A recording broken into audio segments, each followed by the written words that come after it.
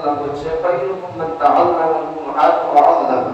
এই পৃথিবীতে তোমরা যত মানুষ দেখতে পাও, যত ব্যক্তিকে তোমরা দেখতে পাও, এর মধ্য থেকে দুই ব্যক্তি সর্বোত্তম। কয় ব্যক্তি? আর বলেন না, দুই ব্যক্তি সর্বোত্তম ভালো মানুষ। দুই ব্যক্তি ভালো মানুষ। এক হলো যারা কোরআন পড়ে, যারা কোরআন পড়ে শেখে এবং যারা শেখায়। যারা শেখায় আর যারা শেখে কি কোরআন, তারাই হলো উত্তম ব্যক্তি। তাহলে এবার দেখেন, আমরা যদি উত্তম ব্যক্তিদের মধ্যে যেতে চাই তাহলে আমাদের কোরআন শেখাতে হবে, না হয় বলে শিখতে হবে। কারণ আল্লাহর কোরআন যদি আমরা শিখতে পারি, আল্লাহর কোরআনের প্রতি যদি আমরা মহব্বত রাখতে পারি, এই কোরআন কিয়ামতের ময়দানে তোমার আমার জন্য সুপারিশ করবে। বলি সুবহানাল্লাহ। কোরআন তোমার আমার জন্য সুপারিশ করবে। আমার হাদিসের মধ্যে এসেছে, যারা কোরআন জানে না, কোরআন পড়ে না, কোরআনের প্রতি যাদের মহব্বত নেই, যাদের অন্তরে কোরআনের কানাকড়ি নেই, তাদের অন্তরটা বিরান ঘরের মতো। যেমন একটা ভাঙা ঘর 100 বছর পড়ে আছে, সেই ঘরে মানুষ বাসা বেঁধেছে, ঠিক ঠিক করে ডাকছে, ঠিক কি করছে, ঠিক করে ডাকছে, তার বাসা বেঁধে রেখেছে, ভূত পেয়ে সেখানে বসবাস করছে। তো নবীজি বলছেন, তিরমিজি শরীফের হাদিসে আছে, তার কিতাবের মধ্যে একটা কিতাব হলো তিরমিজি শরীফে, এইরকম মোটা এইরকম কিতাবটা, সেই কিতাবের মধ্যে লেখা আছে, নবী সাল্লাল্লাহু আলাইহি ওয়াসাল্লাম বলছেন, যে ব্যক্তির অন্তরে কোরআনের কিছু নাই, ওই ব্যক্তির অন্তরটা ওই ভাঙা আবর্জনাযুক্ত এবং শয়তানের বাসা আঁকড়া ঘর হয়ে যায়। ওই জন্য আমাদের অন্তরে কোরআন ঢুকাতে হবে। কি ঢুকাতে হবে? কোরআন ঢুকাতে হবে। অনেক বাবাজি আছে, মুরব্বি লোক আছে, ওই জায়গা পরি সমস্ত বিষয় হেভি স্ট্যান্ডার্ড বোঝে। আবার অনেক কবিতা, গান, নাটক, যাত্রা, নাটক, অভিনয়, গল্প হেভি বোঝে, বেড়ে ওঠা যাবে না। আবার আছে যত রকমের ফাজলাম ও বোকামো সব তার ভিতরে আছে, কিন্তু কোরআনে কিছু নেই। যদিও থাকে সূরা ফাতিহা আনা, দোয়াগুলো কানা, নামাজের নিয়মগুলো নেই, কিন্তু এদিকে সব আছে। তো আল্লাহ রাসূল সাল্লাল্লাহু আলাইহি ওয়াসাল্লাম বলেন যে তোমাদের সন্তানদেরকে কোরআন শেখাও, তোমরা কোরআন শেখো। ওয়ালাকুল ইলমু ফরিদাতুন আলা কুল্লি মুসলিম, প্রত্যেকটা মুসলমান নর নারী সকলের উপর ইলমে দ্বীন অর্জন করা ফরজ। বলি সুবহানাল্লাহ। কোরআনটা শুধু হুজুরদের জন্য নয়, হাদিসটা শুধু হুজুরদের জন্য নয়, যে হুজুর আর মুয়াজ্জিন আছে আর যারা জানে তারাই পড়বে, আমরা পড়বো না। এই কোরআন হলো পৃথিবীর তামাম মানুষের জন্য। বলি সুবহানাল্লাহ।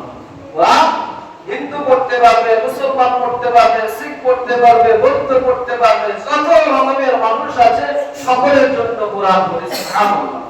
এই কোরআন আমরা মুসলমান, এই কোরআন থেকে আমরা যদি দূরে থাকি, আমাদের কোরআন লিখতে কেউ আছে? কোরআন আমাদের নবীর উপর নাযিল হয়েছে। এই কোরআন হেদায়েতের পথ দেখাবে। এই কোরআন জান্নাতে নিয়ে যাওয়ার জন্য আল্লাহর দরবারে আল্লাহর সাথে ঝগড়া করবে। সেই কোরআন থেকে যদি আমি দূরে থাকি, সেই কোরআনকে যদি না আমি মহব্বত করি, ঘরের মধ্যে কোরআন সামসের মধ্যে এক কোণে পড়ে আছে, জিটিকে পায়খানা করে দিয়েছে, মানুষ আজ আল বেঁধে রেখে দিয়েছে, ধুলো ভর্তি, কোরআন ভর্তি। তাহলে কোরআন তো আমাদের জন্য বরকত দেবে, আর সংসারের মধ্যে শান্তি দেবে। কারণ একটা আজ ঘরের মধ্যে কোরআন তেলাওয়াত নেই, দামি দামি ডিজে বক্স হচ্ছে, খুব দাম চলছে, কি হবে? তা আমরা মুসলমান দিন থেকে যদি দূরে সরে যাই, কোরআন থেকে যদি দূরে সরে যাই, মসজিদ থেকে যদি বাদ দূরে সরে যাই, হাদিস কোরআন থেকে যদি ওপর দিকে চলি, ওলামায়ে কেরাম থেকে যদি দূরে সরে যাই, এরকম দূরে থাকতে থাকতে আমরা জান্নাতের পরে চলে যাব। ঠিক না ভাই? জান্নাতের পরে চলে যাব, জাহান্নামের পরে চলে যাব। নবী সাল্লাল্লাহু আলাইহি ওয়াসাল্লাম বলেছেন, উক্তু আলিমান আও মুতাআল্লিমান আও মুসতামিআন মুহিব্বান ওয়া লা তাকুল খামিস ফাতালি। তোমরা চার শ্রেণীর মধ্যে থাকো, চার শ্রেণীর মধ্যে থাকো। এক নম্বর, উক্তু আলিমান, তোমরা প্রত্যেকেই জ্ঞানী হও, প্রত্যেকেই আলেম হও। কি বলছে নবী সাল্লাল্লাহু আলাইহি ওয়াসাল্লাম? বলছে যে প্রত্যেকেই আলেম হও, জ্ঞানী হও। যদি তোমরা আলেম না হতে পারো, জ্ঞানী যদি না হতে পারো, কোনো কারণবশত তোমরা আলেমদের ছাত্র হও। কি হও? ছাত্র হও। যদিও তোমরা আলেম হতে প্রাপ্ত হতে পারোনি, তাহলে আলেমদেরকে বন্ধু বানাও। কি বানাও? বন্ধু বানাও। যদিও তোমরা বন্ধু বানাতে পারোনি, তাহলে তোমরা আলেমদেরকে দূর থেকে সম্মান করো, জ্ঞানীদেরকে দূর থেকে সম্মান করো। ফাতাহ আলী তোমরা 5 নম্বরে যে ওরা ধ্বংস হয়ে যাবে। কি হয়ে যাবে? ধ্বংস হয়ে যাবে, বরবাদ হয়ে যাবে। আবার নবীজি বলছে যে তুমি আলেম হতে পারলে না, তুমি তোমার সন্তানকে আলেম বানাও, হাফিজ বানাও। কিয়ামতের ময়দানে তামাম নবী আলাইহিস সালামদের সম্মুখে, মুসলমানদের সম্মুখে, রাজা বাদশাদের সম্মুখে তোমাকে স্পেশাল সুন্দর নূরের মেম্বারে বসানো হবে, আর এমন তাজ তোমার মাথায় দেওয়া হবে যে তাজের উজ্জ্বলতা হবে পূর্ণিমা, চাঁদ এবং সূর্যের থেকে অধিক। সুবহানাল্লাহ। কিসের কারণে? নিজের ছেলে মেয়েকে হাফেজ আলেম বানাবার কারণে পিতার সেই সম্মান পাবে।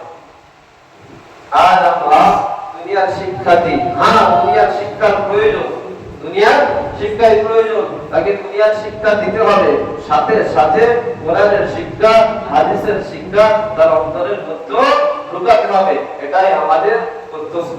তো যাই হোক, আল্লাহ তাআলা আমাদের সকলকে কোরআনকে ভালোবাসা এবং কোরআন শেখা, কোরআন অনুযায়ী আমল করার তৌফিক